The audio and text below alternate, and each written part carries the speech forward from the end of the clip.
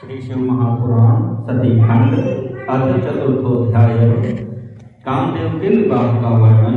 नारद उवाच विष्णु शिष्य महाप्राज्ञ विधे लोक कर प्रभो अद्भुतेयं तथा प्रोक्ता शिवलीला वृतान्विता। नारद जी बोले, हे विष्णु शिष्य, हे महाप्राज्ञ, हे विधे संसार की रचना करने वाले, हे प्रभु, आपने शिव जी की लीला रूपी अमृत से युक्त यह अद्भुत कथा कही। तथा किं भवत्तात चरितं तद्वदाधुना अहं श्रद्धान्वितः श्रोतुं यदि शंभो कथाश्रयम्। हे तात, इसके बाद क्या हुआ? यदि मैं शंभु की कथा पर आश्रित उनके चरित्र को सुनने में श्रद्धावान हूँ तो उसे कहिए।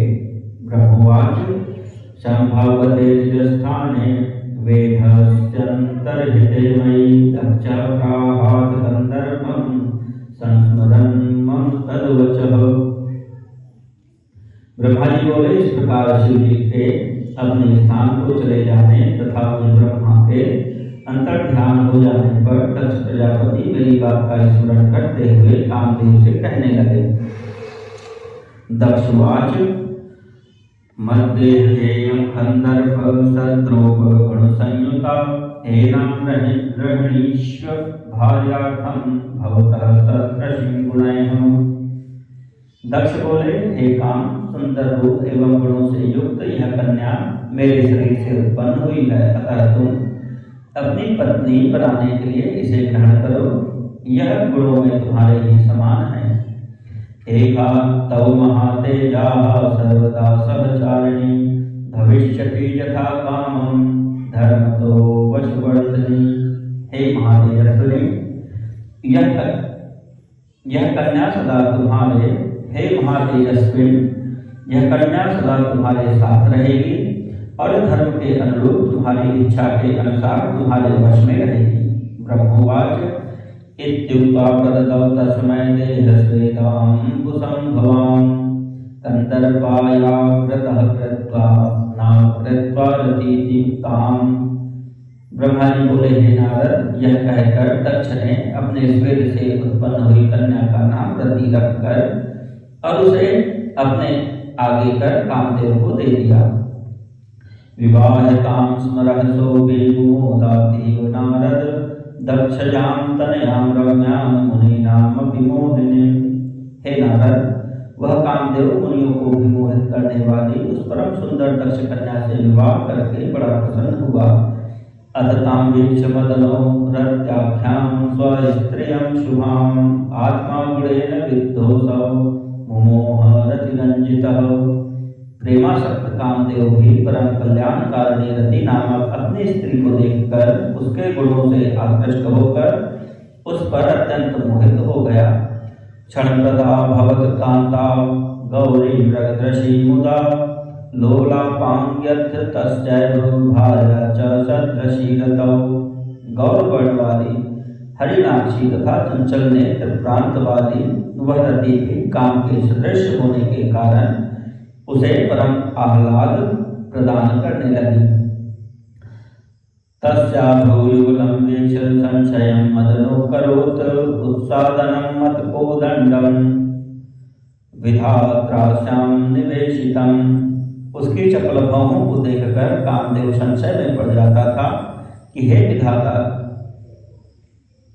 विधाता ने सबको वश में करने वाले मेरे धनुष को इसके नेत्रों में सन्निविष्ट कर दिया है क्या? गतिं दृष्ट्वा कटाक्षाणामाशु तस्य द्विजोत्तम आशुगन्तुं निजास्त्राणां श्रद्धेन च चारुतां। हे द्विश्रेष्ठ, उस रति के कटाक्षों की शीघ्र गति तथा उसकी सुंदरता को देखकर कामदेव को अपने अस्त्रों की शीघ्र गति पर विश्वास नहीं रह गया। तस्या स्वभाव सौरम्यं धीरश्वासानिलं तथा आघ्राय मदनः श्रद्धां त्यक्तवान् मलयानिले। उसके स्वाभाविक रूप से सुगंधित तथा मंद श्वास वायु को सूंघकर कामदेव ने मलय पवन के प्रति अपनी श्रद्धा का त्याग कर दिया। पूर्णेन्दु सदृशं वक्त्रं दृष्ट्वा लक्ष्म सुलक्षितं नानिश्चिकाय मदनो भेदन्तन्मुख चंद्रयोः। सुंदर लक्षणों से युक्त तथा पूर्णिमा के चंद्रमा के समान उसके मुखमंडल को देखकर कामदेव उसके मुख और चंद्रमा का भेद करने में असमर्थ हो गया। स्वर्ण पद्म कलिका तुल्यं तस्याः कुचद्वयं रेजे चुक्चुक युग्मेन भ्रमरेणेव वेष्टितम्। स्वर्ण कमल की कली के समान उसका वक्षस्थल भ्रमर से वेष्टित कमल की भांति सुशोभित हो रहा था। दर्पिणोन्नतं तस्याः स्तनमध्यं विलम्बिनीम् आनाभिलम्बिनीं मालां तन्वीं चन्द्रायुतां शुभां ज्यां पुष्पधंसः कामः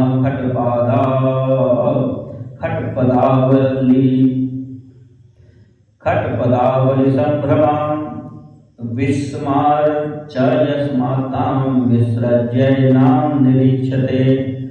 उसका कठोर स्थूल एवं उन्नत वक्षस्थल का मध्य भाग नाभि पर्यंत रखने वाली लंबी पतली तथा चंद्रमा के समान स्वच्छ माला धारण किए हुए था। वह कामदेव भ्रमर की पंक्तियों से घिरी हुई अपने पुष्प धनुष की प्रत्यंचा को भी भूल गया और उसे देखना छोड़कर बार बार उसी रति की ओर एकटक देखने लगा। गंभीरनाभिरन्ध्रान्तश्चतुः पार्श्वतव गावृतम् आननाब्जे क्षणद्वन्द्वमारक्तकमलं यथा। चारों ओर त्वचा से परिवेष्टित उसकी नाभि का रंध्र अत्यंत गंभीर था। उसके मुख कमल पर दोनों नेत्र लाल कमल के समान प्रतीत हो रहे थे। क्षीण मध्येन बभुगा पदप्रभा रुक्मवेदीव ददृशे कामेन रमणीः सा। उस कामदेव ने कृष्णकटि प्रदेश वाले शरीर से सुशोभित स्वभावतः स्वर्ण की आभा वाली उस रमणी को स्वर्ण वेदी के समान देखा। रंभा स्तंभायतं स्निग्धं यदूरयुगलं मृदु निज शक्ति समं कामो वीक्षां चक्रे मनोहरम्।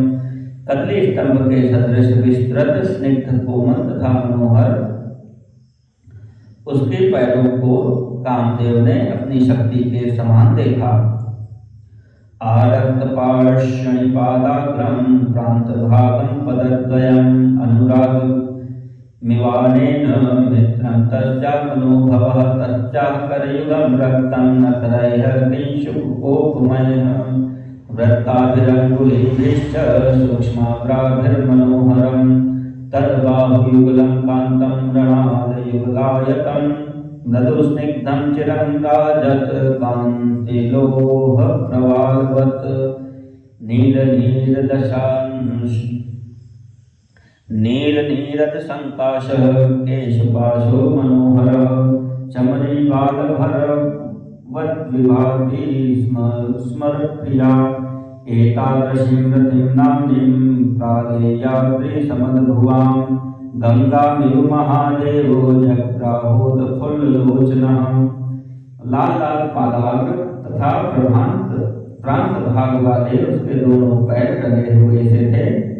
इससे कामदेव अनुरुद्ध होकर उनका मित्र बन गया।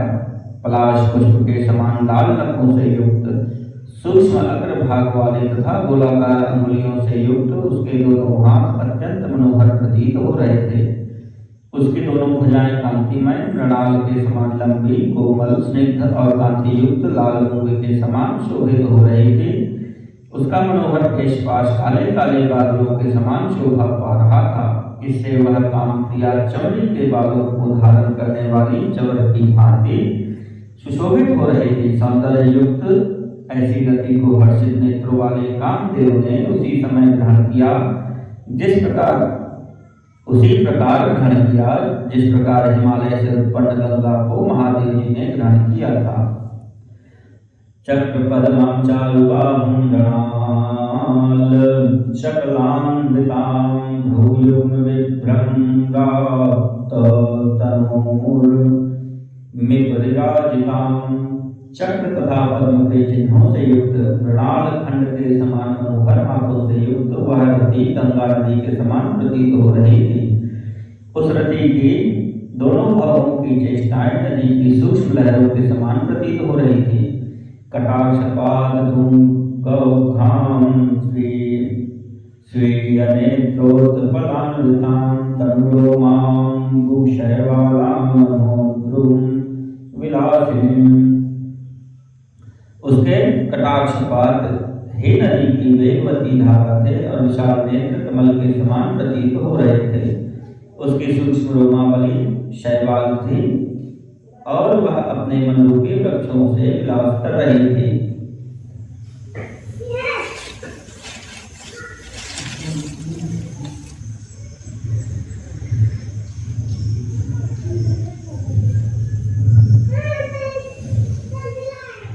निम्ननाभिददां क्षामां सर्वाङ्गरमणीयतां सर्वलावण्यसदां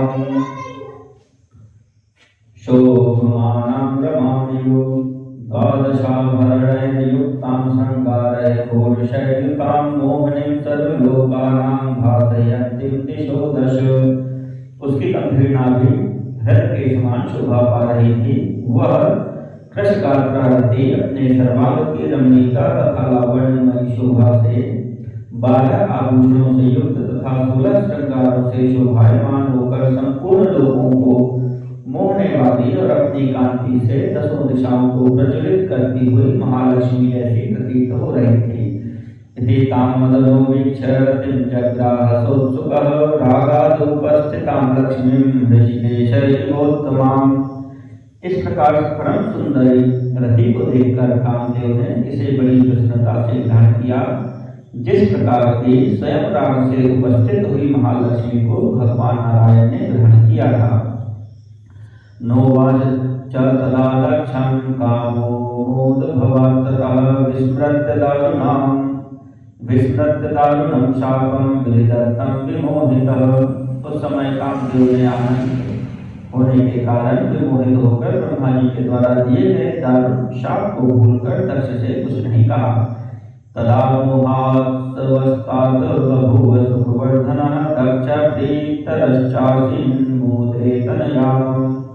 हे तात, उस समय सबके सुख को बढ़ाने वाला महान उत्सव हुआ। दक्ष प्रजापति अत्यंत ही प्रसन्न हुए और कन्या रति भी परम प्रसन्न हो गई। कामोतीव सुखं प्राप्य सर्वदुःखक्षयं ततः दक्षजापि रतिः कामं प्राप्य चापि हर्षः।